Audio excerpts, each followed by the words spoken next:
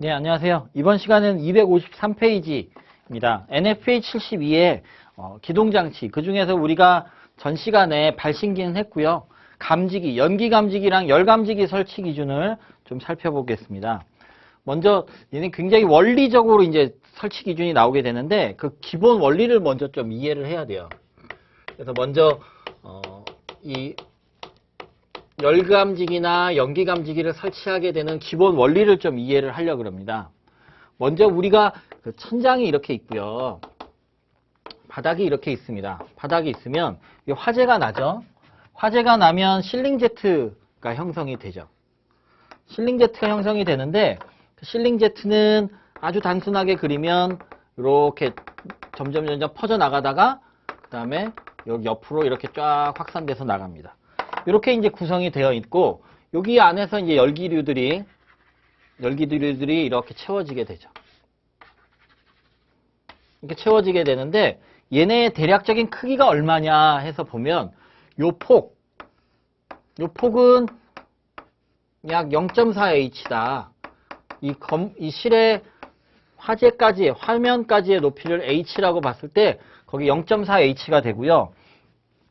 이때 여기 실링 제트의 두께는 0.1H가 되더라. 0.1H. 요게 이제 실링 제트에서 기본적인 구조의 원리고요.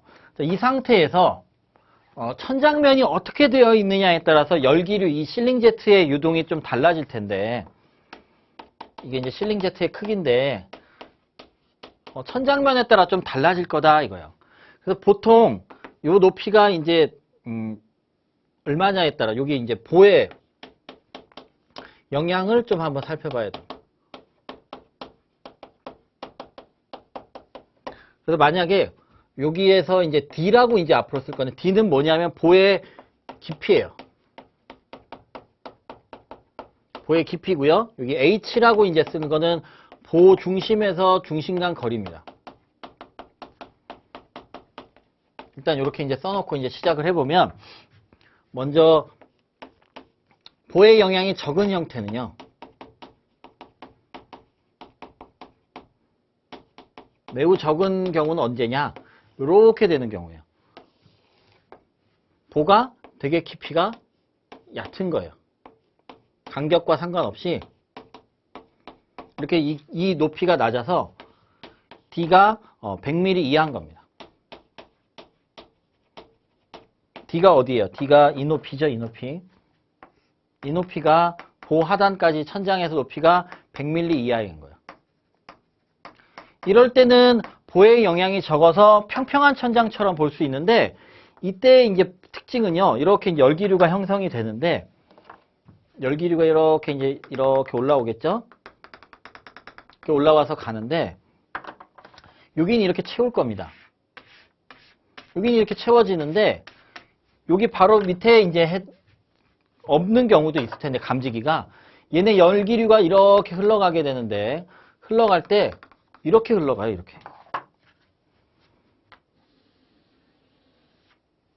얘도 이렇게 흘러가. 여긴 채우고 나서. 그러니까 어떻게 되는 거냐? 무슨 말이냐면 요 보와 보 사이 요 부분은요. 요 부분에는 열이 스며들지 않아요. 요 보 포켓 사이에 연기는 들어갈 수 있는데요. 열이 채워지지 않습니다.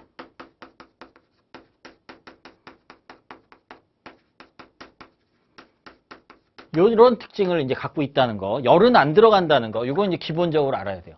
그러니까 여기에다 열감지기 설치하면 안 되겠죠. 여기 보포켓 사이에 이런 이제 특징이 있고요. 그 다음에 이제 보가 영향이 큰 경우가 있습니다. 영향이 적은 게 D가 보의 깊이가 100mm 이하인 건데 여기에서 이제 100mm를 초과하는 거죠. 100mm를 보의 깊이가 초과하는 경우에는 어떻게 되느냐. 두 가지가 있습니다. 첫 번째 조이스트라 그러는 경우가 있고요. 조이스트를 우리나라에서 NFA 번역한 화재보험협회 자료에선 장선이다 이렇게 이제 번역을 해놨어요. 그래서 그 내용으로 이제 한번 보면 얘는 이렇게 돼 있는 거야. 보가 이제 깊어요. 보가 이렇게 깊은데 좀 깊게 그리죠. 간격이 되게 좁아요. 이렇게. 이렇게 좁은 이런 상태예요. 좁은 상태가 이제 장선이야. 그래서 어떻게 되냐면 이게 보의 중심간 거리, 이거 H가 아니, 죄송합니다. W에 W. W는요, 보 중심간 거리 W가 0.9m 이하인 겁니다. 그러니까 요 보의 중심에서 보의 중심, 요게 0.9m 이하. 이게 W인데. 0.9m 이하인데, 얘는 어떻게 되느냐. 얘는 화재가 이쪽에서 났다고 치자고요. 그러면 이렇게 이제 퍼져 나가겠죠? 이렇게 이제 퍼져 나갈 텐데, 이때 얘네들이요, 이렇게 나가요, 이렇게. 이렇게 나가게 된다는 거예요, 이렇게. 이렇게 나가는데, 여기를 채우고 나가고요. 여기가 간격이 좁다 보니까 이 안으로 열이 안 들어가요. 얘도 역시. 보포켓으로 열이 안 들어갑니다.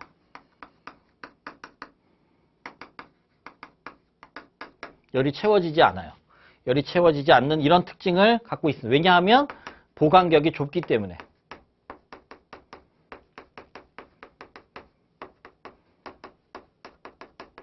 이런 특징을 이제 갖게 되고, 그거에 맞춰서 이제 감지기를 설치를 하게 되고요. 자, 여기에서 이제 빔이라 그러는 경우에, 빔 구조. 뭐 그냥 빔이라고 번역을 해요. 빔이라고 번역을 해놓고, 이 보 중심간 거리가 0.9m를 초과하는 경우입니다. 이게 넓은 거죠. 보간격이 넓은 경우예요. 그러면 여기에다가 이제 보간격이 넓은 경우를 한번 그려볼게요. 이게 깊은데 보간격이 이렇게 넓어요. 그러면 얘네들은 어떤 상황이 벌어지냐면, 이 보간격이 넓어서 이쪽으로 이제 흘러가는 수평 유동이 방해가 돼서요. 얘네들은 이런 식으로 쭉 흘러가고 있는데, 얘네들은 이렇게 흐르게 돼서 여기를 이제 채워요. 채우고 나서 또 이렇게 채워져서 넘어가는 이런 현상으로 벌어지게 됩니다. 그래서 보간격이 넓으니까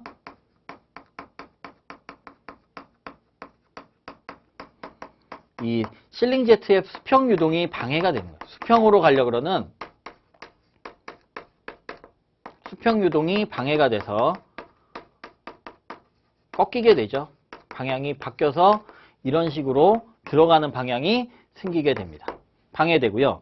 특별히 이제 이런 경우가 있어요. 보가 깊이가 지금 100mm 이상이고 폭이 중심간 거리가 0.9m 이상인데, 여기 이제 별도로 빔 구조 중에 이제 별도로 보의 깊이가 460mm를 넘어요.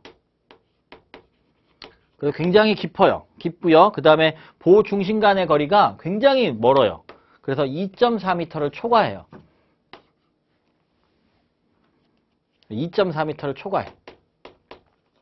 이런 경우면 굉장히 넓겠죠. 이 사이가 이것도 되게 깊은 거고, 이 간격이 지금 이 그림처럼 굉장히 먼 경우인데, 이런 경우에는 이런 현상이 생긴다 그래요. fill, 채운다는 거죠. and spill, 확산된다. 얘는 적나라하게 그런 모습을 보여주고 있죠. 여기를 채우고요. 그 다음에 넘어가서 스필 돼서 채우고요. 또 필 채우고 그 다음에 스필 되고, 이런 현상이 생기더라 이거예요. 이런 필 앤 스필이 생기면요, 이런 필 앤 스필은 실링 제트의 속도를 저하시킵니다.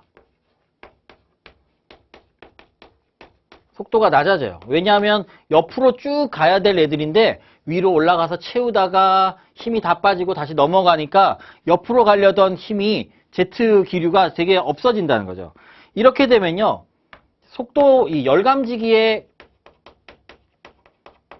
열전달은요, 열전달률은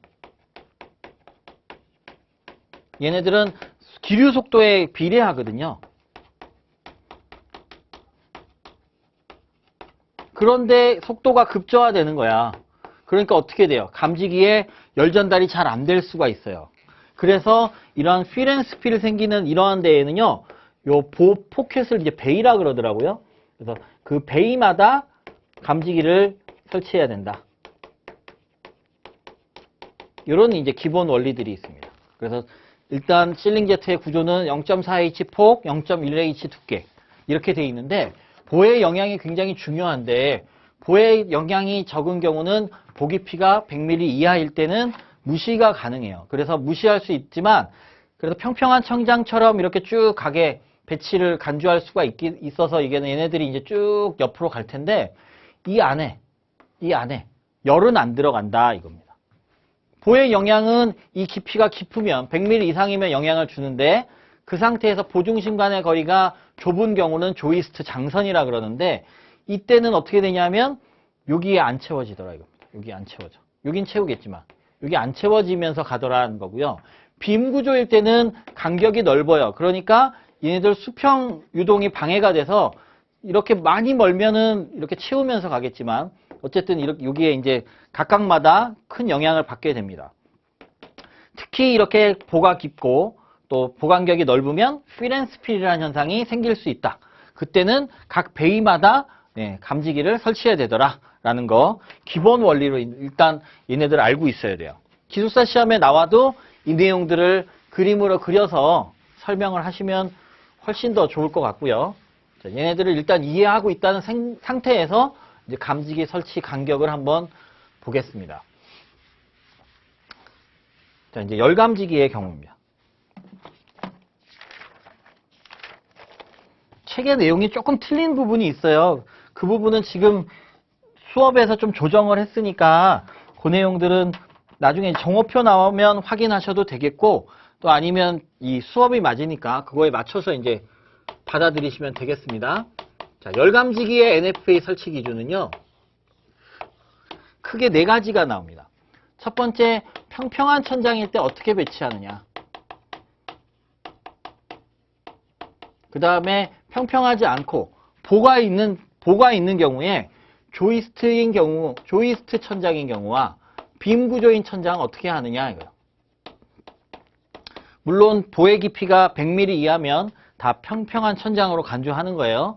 그리고 그 다음에 높은 층고가 높으면 열이 많이 안 올라오는데 보통 3m를 초과하면 그때부터 영향을 주게 되는데 그때 열감지기 어떻게 해야 되느냐. 그 다음에 이 열감지기의 최소 간격은 그 실링제트의 폭 0.4m보다는 0.4H보다는 넓어야 된다라는 이런 4가지 기준에 대해서 얘기를 하게 됩니다. 하나씩 살펴보면요. 먼저 천장면이 평평하거나 또는 보가 있는데 보의 깊이가 이거 이하였죠? 100mm 이하인 경우. 100mm 이하인 경우. 이런 경우에는 이제 어떻게 하느냐 이거예요. 이런 경우에는 먼저 첫 번째 기준으로 간격. 감지기 사이의 간격은 S라고 해서 이 스페이싱이죠. 이거 스페이싱의 간격인데 이게 인증받은 등록된 간격이 있어요. 감지기마다. 우리나라는 열감지기면 무조건 간격이 똑같고 면적이 똑같은데 9797 762 이거 있었죠? 차보정 1212 특12 48 내기 내기 9797 762 그렇게 이제 면적으로 딱 정해져 있는데 얘네는 감지기 제품마다 간격 기준이 다 다르더라 이겁니다. 인증된 거죠. 이렇게 이제 인증돼서 배치를 하게 되고요. 만약에 이제 천장 상부에 15% 이내까지 오는 벽체가 있어요. 또는 칸막이가 있어요. 이럴 때는 이 감지기 간격을 그 벽체로부터 2분의 S 이내에다가 배치를 해야 된다. 이렇게 되어 있습니다. 이게 뭐냐? 이거 한번 그림으로 그려보면요.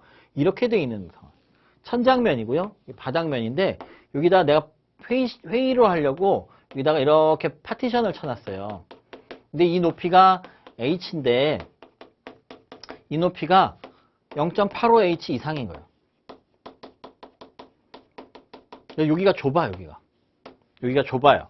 15% 이하죠. H의 15% 이하일 때 이때 어떻게 해야 되느냐?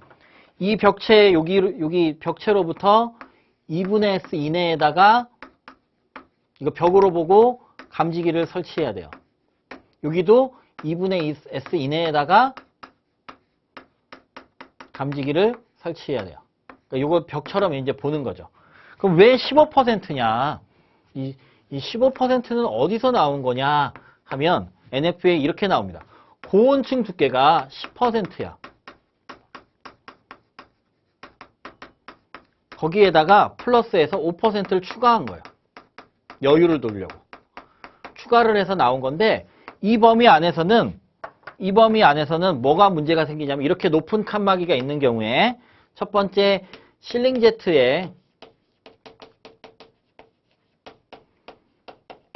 자연적인 유동을 방해한대요. 이렇게 높게 있으면 옆으로 이렇게 흘러갈 때 얘네들이 이렇게 제대로 못 흘러가게 얘네들이 방해를 하게 된대요. 이게 이렇게 흘러가게 될 거 아니에요. 이게 불이 이쪽에서 났으면 이쪽으로 이렇게 흘러갈 텐데 흘러갈 때 이쪽으로 잘 못 넘어가게 한다는 거죠.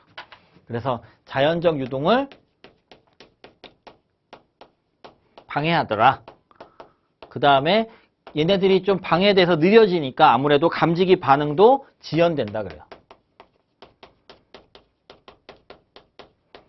그래서 이렇게 2분의 S 이내에 벽처럼 배치할 수 있게 하고 있고요. 이렇게 이제 두 가지 기준이 있고 세 번째로 모서리에서는요. 0.7S 이내에다가 배치해야 된다. 이거는 뭐 수학적으로 계산한 겁니다. 벽이 이렇게 있는데 감지기가 여기 설치가 되면요. 감지기 사이의 거리는 감지기 간의 S로 띄겠지만 벽체는 2분의 S 뛸 거 아니에요. 이거 2분의 S. 요 거리 2분의 S. 그럼 이 대각선은 얼마냐 이거예요. 대각선.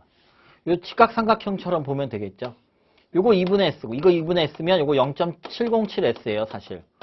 계산하면. 근데 그거 줄여서 0.7S로 만든 거죠. 직각삼각형 피타고라스 정리로 이렇게 본 겁니다. 그 다음에 설치 위치는요.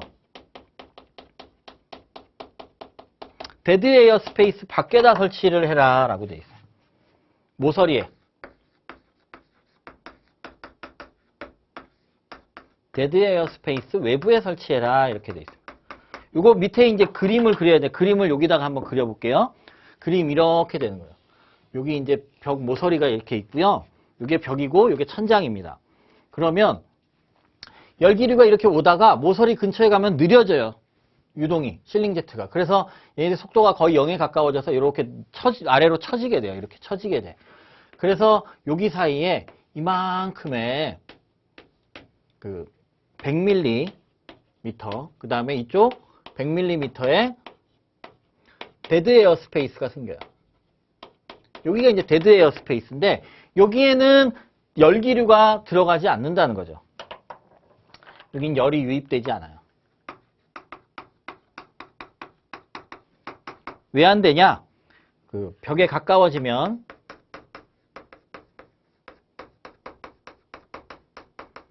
말씀드린 것처럼 실링 제트의 속도가 감소합니다.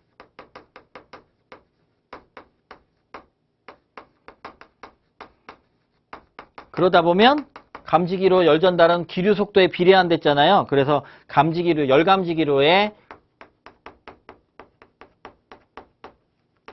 열 전달이 점점 줄어들어요.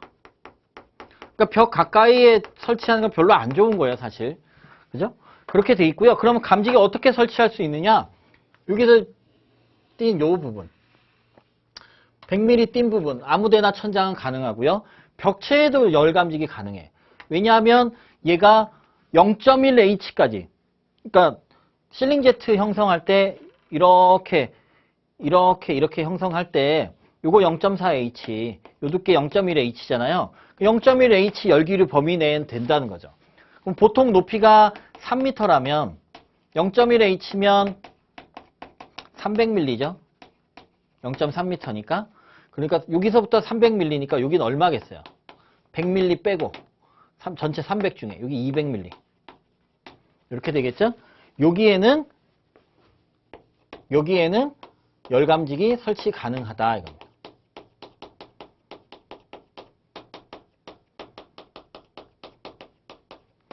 이렇게 설치가 가능하더라. 이렇게 이제 될 수 있습니다. 그래서 데드 에어 스페이스 외부에다 설치하는 그 그림이 이게 되겠고요. 자, 평평한 천장은 이렇게 설치하는데, 자, 두 번째.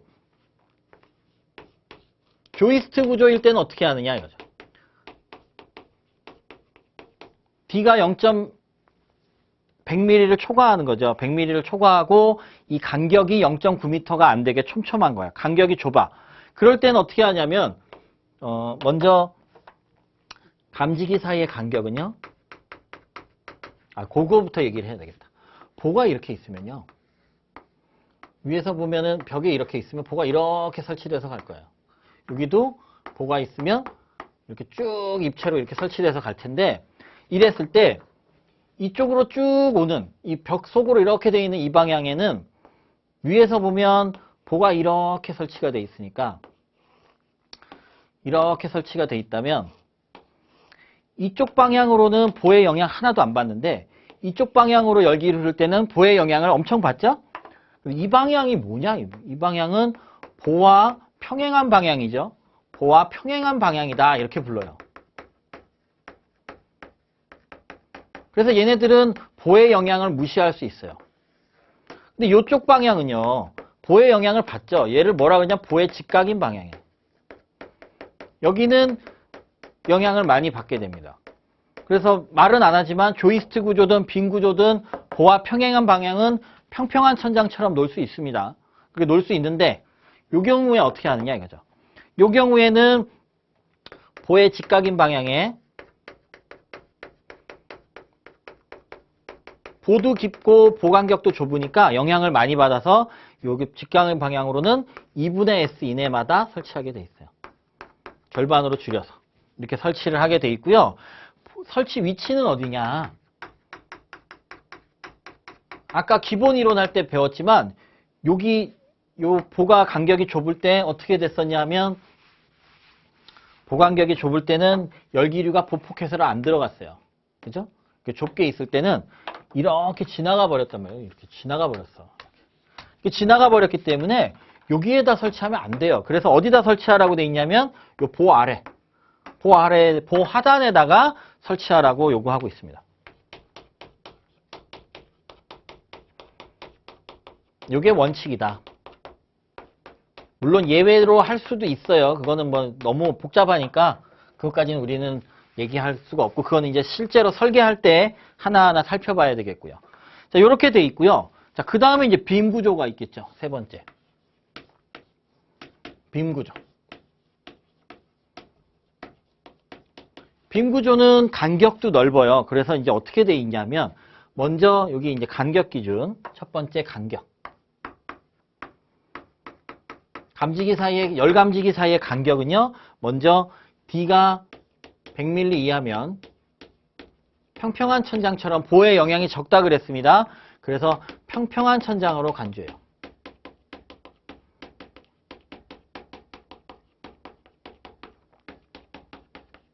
그래서 S 간격, 저것처럼 똑같이 S의 간격으로 놓습니다. 근데 100mm를 초과하는 경우에 어떻게 되냐? 그때는 진짜 빈 구조인 거죠. 그때는 얘네는 보의 직각인 방향은 영향을 많이 받으니까, 간격은 근데 넓어요. 그러니까 조금 여유를 둬서요. 얘는 2분의 S였는데 얘는 3분의 2S. 그렇게 많이 줄이진 않았죠. 3분의 2S 이내 간격으로 배치하도록 요구하고 있습니다. 자, 그 다음에 필앤스피를 일으키는 간격이 있었어요. 뭐냐면은 요건 이제 첫 번째, 두 번째로 D가 460mm를 초과하고요. 엔드로, 그리고 엔드로에서 그 보 사이의 간격 W가 2.4m를 초과하는 경우, 이 경우는 필앤스필이 생기잖아요. 필앤스필이 생기니까 보 포켓, 베이마다 감지기를 설치해야 됩니다. 엄청 들어가야 되는 거죠. 엄청 많이 들어가야 됩니다. 이렇게 돼 있고요. 요 내용도 있습니다. 위치에 대해, 간격에 대해서 만약에 보의 깊이가 300mm 이하고 또는 폭이 2.4m 이하면 이때는 베이마다 안 하고 보의 하단에 설치도 가능하다. 허용된다. 그러니까 여기 보 이렇게 있는데 보와 보 사이 여기다 설치하는 게 원칙이지만 이렇게 깊고 넓을 때는 여기에다 설치하는 것도 허용된다. 뭐 이런 내용도 같이 나와 있어요. 요 내용까지가 이제 간격이고요. 그 다음에 여기를 좀 지우고 계속 보겠습니다. 자, 그 다음에 빔 구조에서의 설치 위치. 자, 2번 설치 위치입니다. 열감지기를 빔 구조일 때 어디다 설치해야 되느냐? 간격이 넓으니까 이게 휠앤스필처럼 꺾여서 이제 수평으로 가지 못하고 꺾여서 위에 채우고 넘어가는 그런 형태를 보이게 되죠. 빔 구조에서는. 그래서 이제 어떻게 하느냐? 첫 번째, 이런 경우입니다. D가 0.1H를 넘고요. 이상이고요. 그 다음에 실링 제트 플로우를 생각해서 그 폭이요. 0.4H를 초과해요. 이런 경우에는 이게 되게 깊어. 그죠? 깊고 이 간격도 넓어.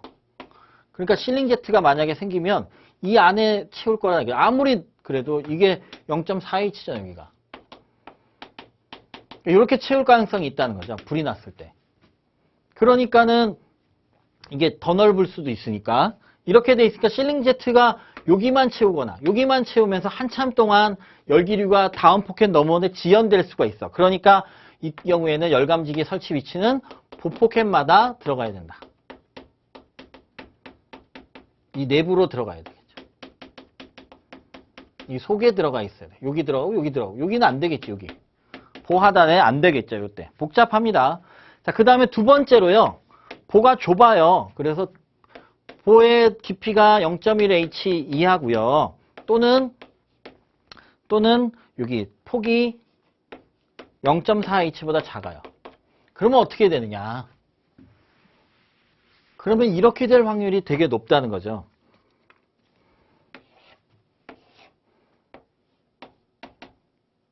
얘네들이 좁아. 깊은데. 그러면은 불이 났을 때 여기 두 칸을 이렇게 채우면서 이렇게 넘어갈 확률이 있죠. 그러면 얘는 꼭 여기 낄 거야. 그러니까 여기다가 설치하면 되겠죠. 그죠? 그래서 얘네들은 보 하단에다가 연기 감지기를 설치하라고 돼 있습니다. 간격 기준을 맞춰서 보 하단에 감지기를, 열 감지기를 배치해라. 이렇게 돼 있습니다. 이건 이제 실링 제트 플로우 범위 안에 들어오는 거죠. 좁게 돼 있는. 그 범위 안에 2개 이상의 보포켓이 끼게 되는 그런 상황이 되는 거죠. 그래서 그리고 또 이게 낮으니까 열기류를 안 채우고 이렇게 갈 가능성도 있죠. 만약에 얘네들이 이제 좁고 낮으면 이렇게 될 수도 있죠. 이렇게. 아까 뭐 계속 얘기하던 열기류가 안 채우고 내부 못 채우고 이렇게 흘러갈 수 있으니까 여기다 설치하면 안 되고 보의 하단에 일정 간격마다 열감지기를 설치해야 되는 그런 기준입니다. 자, 그래서 이제 평평한 천장과 조이스트 빔 구조 했고요. 그 다음에 이제 층고가 높은 경우엔 어떻게 해야 되느냐, 그걸 또 알아야 되겠죠. 4번으로 이제 되어 있죠. 자, 4번 높은 천장일 때 어떻게 해야 되냐.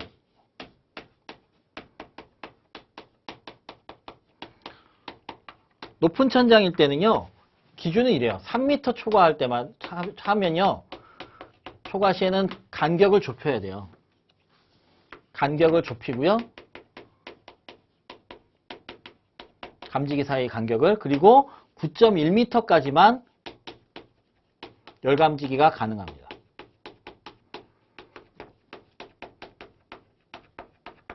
이게 적용이 가능해요. NFP에 보면 이런 표가 있어요. 책에도 나와 있을 텐데 이렇게 돼 있습니다. 이렇게 천장 높이 이렇게 돼 있고 여기 개수 이렇게 돼 있어요. 그래갖고는 여기 3m까지는 3.0m까지는 개수가 1.0, 그 다음에 3m에서 3.7m면 0.91 쭉쭉쭉쭉쭉 있어갖고 8.5m에서 9.1m면 0.34 이런 표가 있어요. 이거 어떻게 하는 거냐면 만약에 예를 들어서 감지기에 인증된 간격이요 10m예요. 10m 10m라고 치자고요. 그러면 3m까지는 개수 1.0 곱해서 간격이 10m인데요. S가 만약에 내가 요 범위, 그래서 뭐 예를 들어 3.5m의 층고예요. 그러면 어떻게 0.91을 여기다 곱해서 10 곱하기 0.91에서 9.1m 간격 이내가 이게 S가 된 거야. 그래서 요걸 S로 해서 뭐 2분의 S, 3분의 2S, 뭐 0.7S 다 여기서 나오게 돼요. 만약에 요 높이야. 그래서 9m야. 9m면 어떻게 될까요? 10m 곱하기 0.34에서 간격이 3.4m 간격으로 좁혀져 있죠. 그래서 이렇게 좁게 설치를 해야 된다 이거예요. 컨셉만 알아두시면 되겠고요. 뭐 암기까지 이 표를 다 달달 외울 필요는 없어요. 외우고 있는 사람이 없습니다. 자, 그 다음에 마지막으로 얘네들 5번으로 열감지기의 최소 간격은 0.4H 이상은 띄어야 된다. 이렇게 되어 있네요. 이건 실링제트의 폭이네요. 그죠? 실링제트에 이렇게 올라갈 때 최대 폭입니다. 그래서 그렇게 이제 기준이 되어 있다라는 거. 열감지기 복잡하지만 여러 번 좀 내용을 이해한 다음에 여러 번 반복해서 좀 암기를 하시면 좋겠습니다.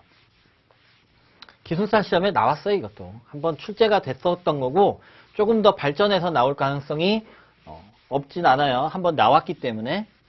그래서 꼭 알아두시면 좋겠고요. 자, 그 다음에 연기감지기.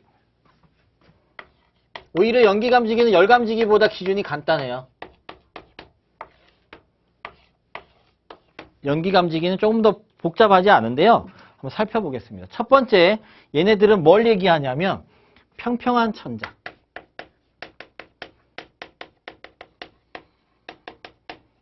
그 다음에 보가 있는 천장. 빔 구조죠. 빔 구조 천장. 그 다음에 다른 건 없어요. 그러니까 뭐 최소 간격이라든지 또는 층고가 높은 경우에 대한 기준이 하나도 없어요. 왜냐? 연기감지기는 층고가 높아도 설치할 수 있으니까 그런 기준이 없는 걸로 보입니다. 자, 그럼 먼저 평평한 천장일 때 어떻게 설치하느냐?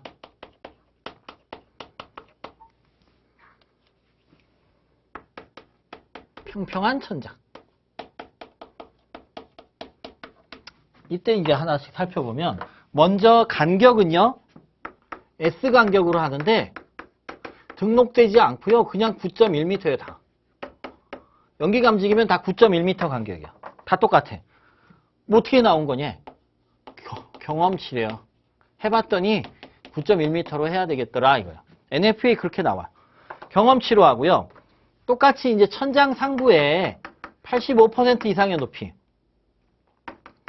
천장 상부로부터 15% 범위 이내에까지 오는 벽체 칸막이가 있으면 이건 아까 열감지기랑 똑같은 내용이죠. 2분의 S 이내에 이 벽체나 칸막이로부터 2분의 S 이내에 감지기가 있어야 되겠고 그 다음에 똑같은 내용이에요. 모서리의 경우에도 0.7S 이내 피타고라스 정리로 구할 수 있죠. 그 다음에 모서리 벽면으로부터의 그 설치 위치는 데드 에어 스페이스 밖에 설치하라 그랬잖아요. 열감지기는. 근데 얘는 데드 에어 스페이스가 형성이 안 됩니다.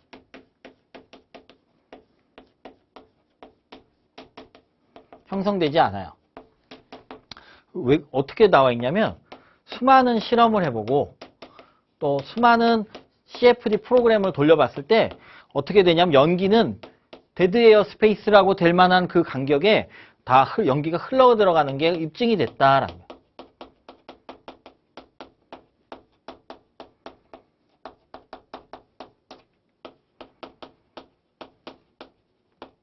그래서 벽과 이격거리 기준이 없어요.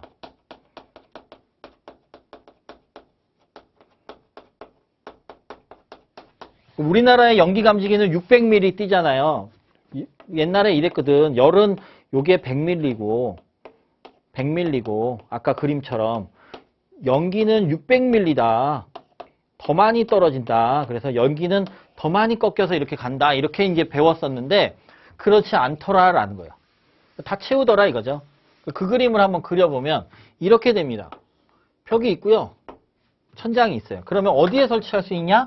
천장면에는 다 할 수 있어. 벽에서는 실링제트 범위 내 0.1H겠죠? 그게 몇 mm겠어요? 300mm.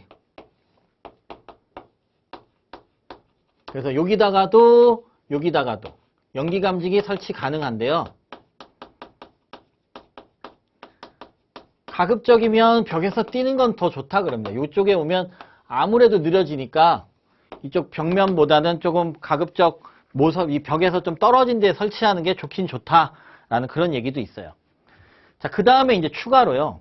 천장이 아니라 액세스 플로어 또는 레지드 플로어라 그러는 반도체 공장 같은데 이제 우리 사람이 다니는 플로어가 있고 이 밑에 바닥이 있으면 플로어를 높게 이제 쌓아서 사람이 여기서 다닙니다.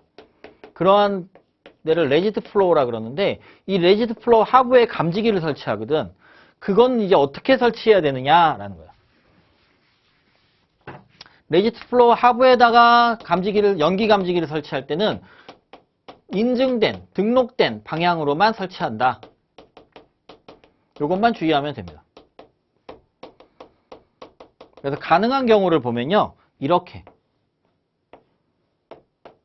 하방향이죠. 하방향. 가능합니다.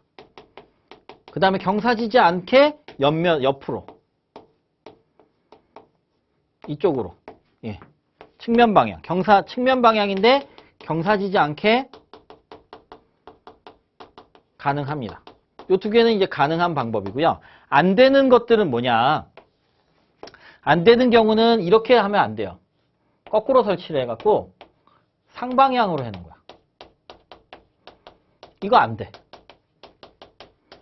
그 다음에 땅바닥이 이렇게 있는데 하방향이긴 한데 바닥에 딱 붙여놨어. 연기 안 들어온다 이겁니다. 그래서 바닥 밀착형도 안 돼요. 너무 가까이 설치하면. 그 다음에 경사지게 설치하면 바닥이 이렇게 있는데 이렇게 경사지게 설치를 했어요. 이거는 안 된다 라고 되어 있습니다. 이 세 가지 방법은 안 돼요. 레지드 플로어까지도 이제 얘기를 했고요. 자, 평평한 천장 했고 이제 빈 구조들이 있습니다. 빈 구조가 얘네들은 보가 있는 경우에 좀 간단해요. 이렇게 됩니다. 자, 먼저 보의 깊이가요. 0.1H 미만이에요. 이러면 이제 실링 제트보다 더 낮잖아요. 그러니까 이렇게 낮게 돼 있으니까 실링 제트는 이렇게 형성이 돼서 올라오겠죠. 올라와서 이렇게 쭉 가는데 범위 안으로 들어온다는 거지. 이렇게 있는데 여기 연기는 채운다는 겁니다. 연기는 여기 채워요. 그러니까 0.1H 미만일 때는 평평한 천장을 간줘요.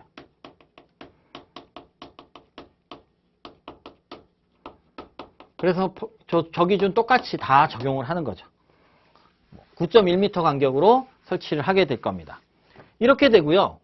자, 그 다음에 이제 요거 이상일 때 보의 깊이가 0.1H 이상일 때는 두 가지로 나눠요. 이 폭이 좁은 경우, 넓은 경우 0.4H 이상인 경우. 그러면 이제 아주 깊기도 하고 간격도 넓으니까 이거 여기를 채우고 여기를 다 채우고 넘어가겠네. 그죠? 그러니까 이런 경우에는 보 포켓마다 연기 감지기를 설치해야 돼요.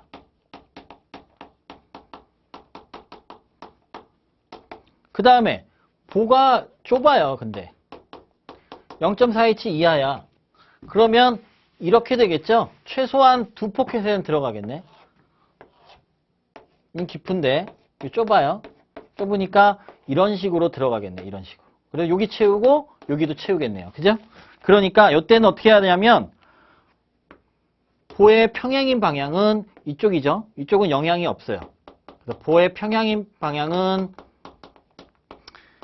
S 간격으로 그대로 설치를 하는데요. 보의 직각인 방향은 영향을 받죠? 보의 직각인 방향에는 2분의 S 간격으로 좁혀서 넣어라 라고 하고 있습니다. 자, 위치는요. 천장면도 되고 보하단도 다 됩니다. 이거는 이제 간격이고요. 그 다음에 위치는 천장면도 가능하고 열만 거기를 못 채우는 거였어요. 그래서 여기 보하단도 가능하고요. 둘 다 가능합니다. 라고 되어 있어요. 간격만 좁히면 되는 거예요. 연기는 채우니까. 근데 열 감지기는 채우지 못하니까 조금 더 복잡했고요. 우리 이렇게 해서 화재 경보 설비에 대해서 쭉 살펴봤어요. 처음에 수신기의 구성, 그 다음에 뭐 수신기의 아령 수신기의 멀티플렉싱부터 시작해서 쭉 살펴보면서 통신에 대해서 살펴봤고, R형 수신기에. 그 다음에 배선 방법에 대해 살펴봤고요. 클래스, 스타일 이런. 그 다음에 우리 레벨들, 생존 능력에 대한 레벨 이런 것들 공부했고, 그 다음에 열 감지기부터 시작해서 연기 감지기, 불꽃 감지기, 기타 특수 감지기 해서 감지기들의 특징과 원리 이런 걸 배웠습니다.